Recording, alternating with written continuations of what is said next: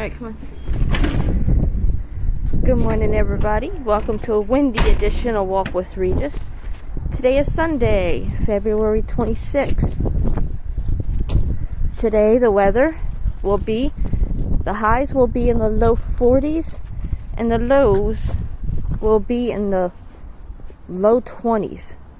There'll be a giant 20-degree gap difference between the highs and the lows, but 2% chance of precipitation.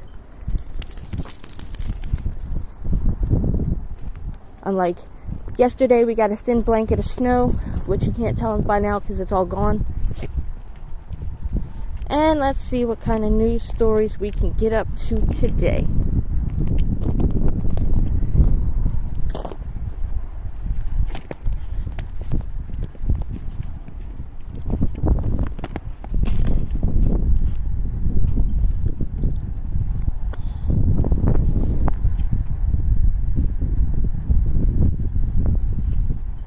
Okay.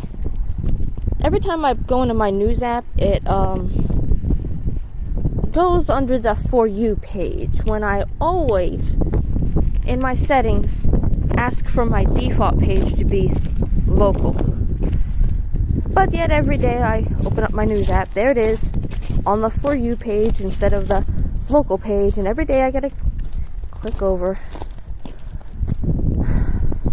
Alright, let's see. Massive brawl breaks out at mall in New York. Police from several different areas were called to break up and dispatch over 60 teenagers after a massive brawl started. Police from Amherst, along with police from Tonawanda, North Tonawanda, UB, the Erie County Sheriff's Office, and state police were all on hand to break up several fights of the Boulevard Mall, the parking lot, Alberta Drive, and Wegmans parking lot. Wow.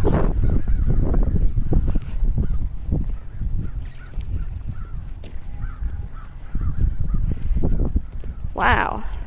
I'm looking at an official police report. I wish I could show you guys the picture. No injuries were reported, by the Twin City ambulances were called to the scene. Everyone in the county has been alerted and are sending any free cars. Cheektowaga and the sheriff's office are sending cars. Police have not released the cause of the incident or announced if any arrests were made in conjunction with the fight. Police were called to the scene just after 11 p.m., which is several hours after the mall closed. According to their website, the Boulevard's mall's hours are Saturday are from 11 a.m. to 7 p.m. The fight broke out in the back of the mall near Macy's and the screening room. That side of the mall faces Alberta Drive and Wegmans. Well, okay, that explains how it's spilled out into the Wegmans parking lot. But it happened after the mall closed. What were they doing there after the mall closed? The mall can't be responsible for this time. They weren't even open. That's crazy. Let's see what other stories we got. Erie County Sheriff's Office on alert during Day of Hate. The Erie County Sheriff's Office was on alert Saturday for the so-called Day of Hate against Jewish people and institutions. The Sheriff's Office is prepared to respond to any threat or incident happens, but so far no reports have come through. It is also coordinating with local, state, and federal enforcement, staying in contact with local groups such as the Jewish Federation to address any potential concerns in Western New York. Well, hell, it almost sounds like that giant brawl was part of that.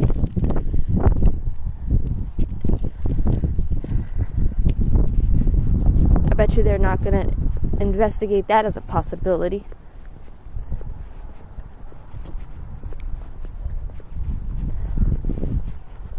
Alright, let's see. Massive mid-March snowstorm brewing across New York.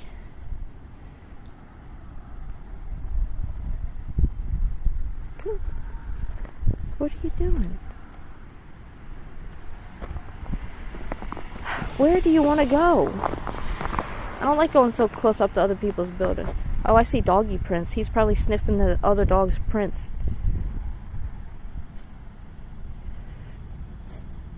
Alright, come on.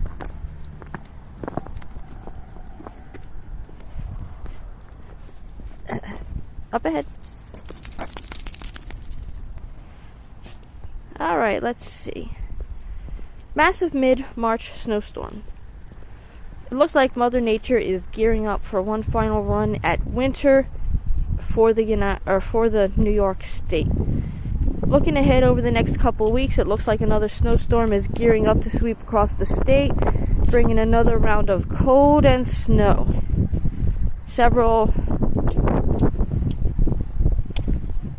I went to go read it, and it scrolled all the way to the very bottom of the article. I don't know why it does that.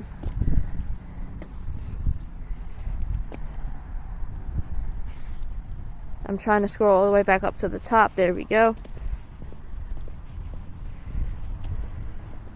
Several weather models are showing that well below temperatures along with plenty of snow are set to move across the state in the middle of March.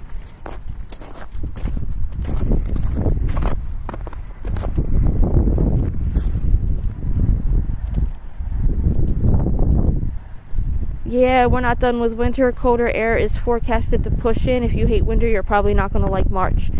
Okay. Looks like March is going to be cold as well. You know, I told a friend of mine, I think that the months for fall and winter have got pushed back. Like, March is supposed to be the starting to warm up spring month, but now March has rapidly become the last end of winter month.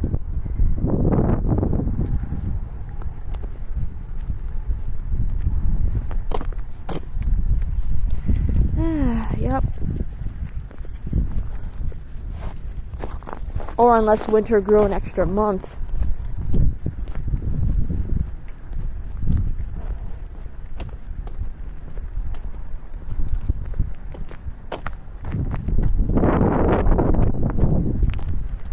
Let's hope they're a little more prepared this time. And wonder if it's going to be a blizzard like that one back in, a few months ago.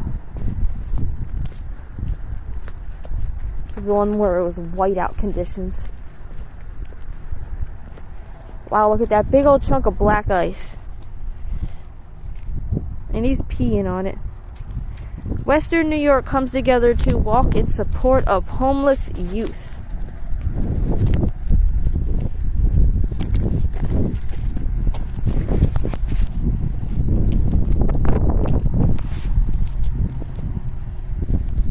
More than 150 people pounded the snowy pavement Saturday afternoon at Delaware Park to raise thousands of dollars for homeless youth.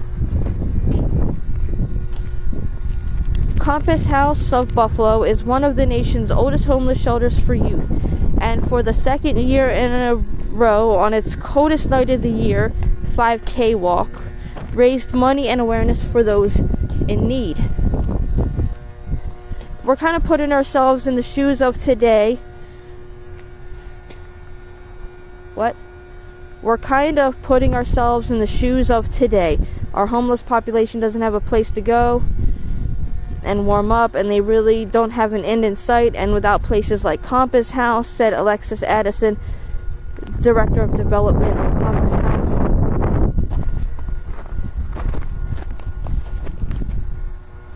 And ads pop up in front of what I'm reading. Last year made its way across the border, and Compass House jumped on board. All the money we raised today at our event, we put back into all of our programs.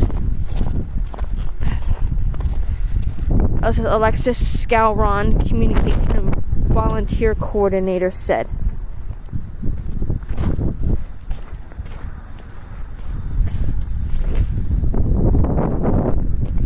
Where are you going? This dog is being comical today.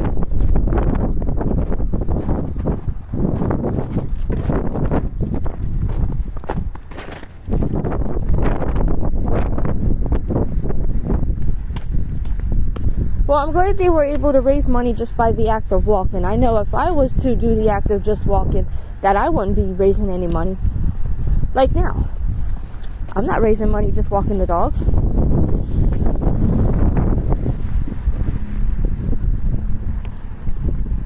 Go. Go. I wonder how people do that anyway. What, do people pay to watch other people walk around? Is this a thing? I kind of never understood that. Or are they sponsoring somebody to represent them for the walk? Is that really what it is? It's like one big, massive advertising campaign. That sounds more like it. Here, let's pay this person to sponsor us in the walk and wear our name, brand, and logo to show people we're a business. And we'll make money off of that. That sounds more like it. And yes, it's all in the name of charity, I know. It's also highly suspicious that... And also they get to look like philanthropists in the process. We're such good people, we donated to this charity. It has nothing to do with the advertising that we're getting.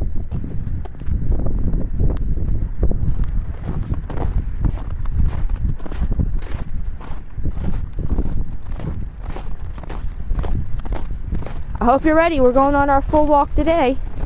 We cut it a quarter short yesterday.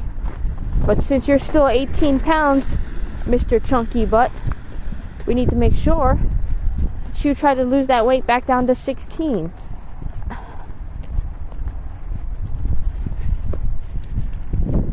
Alright, let's see. Buffalo lawmaker calls on city to address dangerous road conditions in aftermath of ice storm.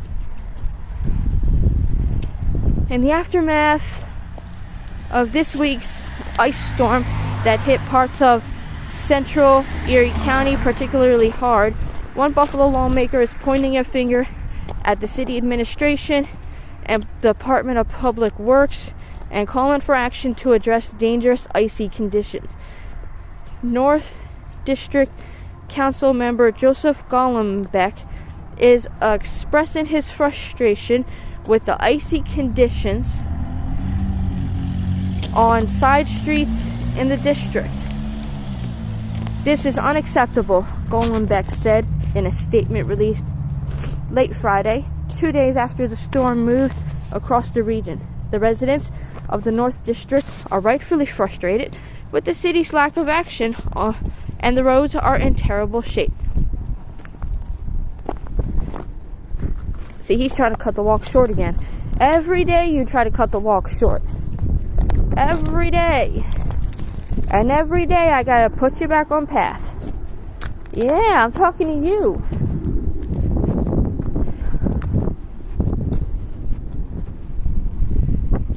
Alright, let's see. One more news story at least. Buffalo police announce arrest in connection to hit and run Saturday morning.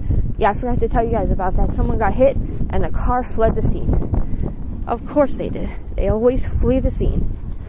It makes it worse for you if you flee the scene. Police say 47-year-old Reynaldo Pearson of Buffalo allegedly struck a pedestrian on the 1500 block of Broadway around 4:40 a.m. Saturday and fled the scene. The pedestrian suffered serious physical injuries. Person was located by Cheektowaga police. He has been charged with 1 count of driving while intoxicated and 1 count of leaving the scene of an accident with injury. It's an ongoing investigation. I have time for one more. A lawmaker wants to divide New York State into 2 states. Well, that's dumb.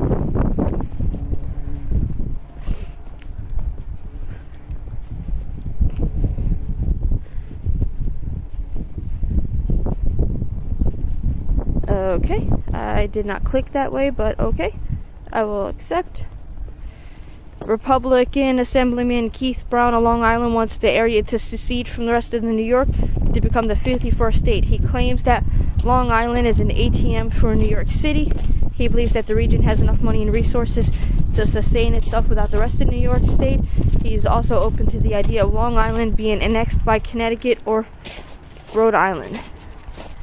A Democrat lawmaker disagrees, though according to CBS 6, Long Island Assemblyman Phil Ramos believes the idea is insane. He says there's no way Long Island could provide essential services without funds from the state. Ramos also says the move would marginalize minority communities.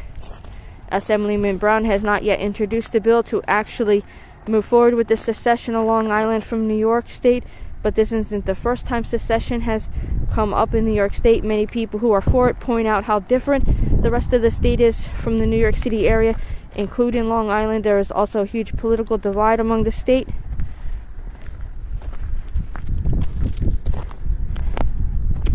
Most of the city areas are Democratic strongholds, with rural farming areas are Republican strongholds. What do you think? Alright guys, I'll make that the last video of the day, or last news story of the day.